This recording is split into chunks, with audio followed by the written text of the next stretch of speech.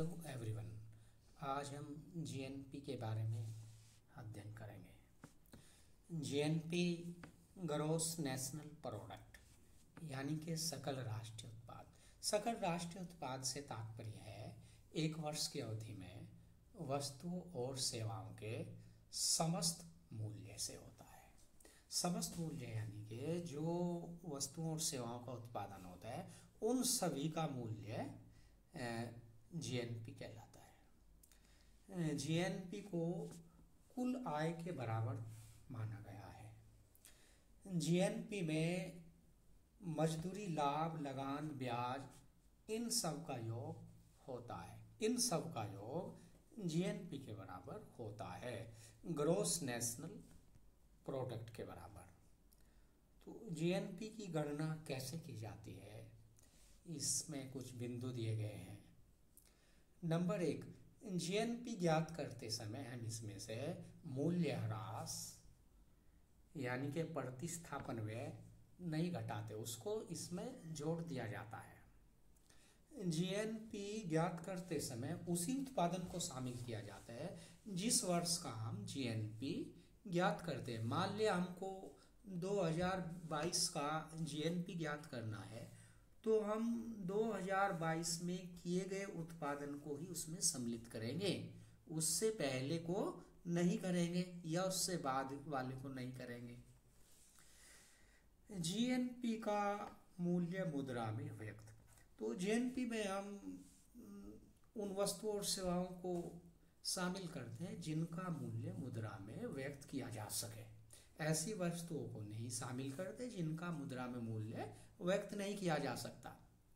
आधार वर्ष यानी कि जीएनपी ज्ञात करते समय हम एक आधार वर्ष का चुनाव करते हैं जो एक सामान्य वर्ष हो, यानी कि कीमतों में उतार चढ़ाव होते रहते हैं। इनसे बचने के लिए हम एक ऐसे वर्ष का चुनाव करते हैं जो सामान्य वर्ष हो, यानी कि उसी वर्ष को आधार मान के जीएनपी की गणना करते हैं। जीएनपी में अंतिम उत्पादन की गणना यानी कि जीएनपी की गणना करते समय हम उन्हीं वस्तुओं को इसमें शामिल करते हैं जो अंतिम रूप से उत्पादित की गई। जैसे डबल रोटी है, डबल रोटी बनाने के लिए हमें मैदे की आवश्यकता पड़ती है, तो मैदे के मूल्य को हम इसमें शामिल नहीं करेंगे। जब मैदा से डबल रोटी तैयार हो जाएगी और उसका जो मूल्य होगा डबल रोटी का, हम उसको ही शामिल करेंगे इसमें, न कि मैदे के मूल्य को। जीएनपी में हस्तांतरित भुगतानों को शामिल नहीं किया जाता।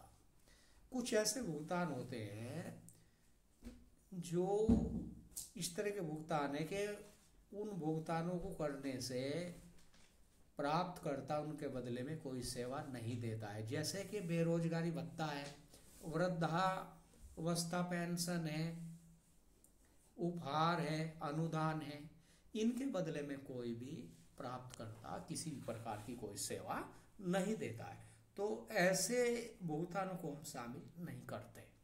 अब हम आपको हस्तांतरण भुगतान के बारे में बताते हैं। हस्तांतरण भुगतान से तात्पर्य ऐसे भुगतानों से होता है जिसके बदले में प्राप्तकर्ता कोई सेवा नहीं देता है, यानी कि प्राप्तकर्ता द्वारा कोई सेवा नहीं दी जाती है।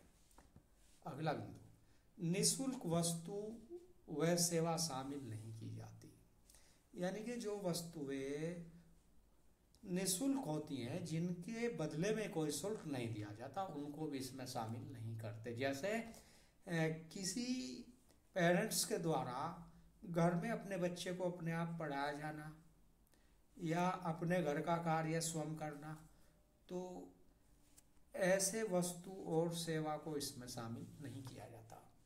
अगला बिंदु, गैर कानूनी ढंग से प्राप्त आय शामिल नहीं की जाती। जो आय गैर कानूनी ढंग से प्राप्त की जाती है, यानी कि जैसे तस्करी है, काला बाजारी है, जिनका कोई स्पष्ट लेखा जोखा नहीं रखा जाता, उनको छुपा कर रखा जाता है, तो ऐसे ढंग से प्राप्त आय को भी जीएनपी में शामिल नहीं किया जाता।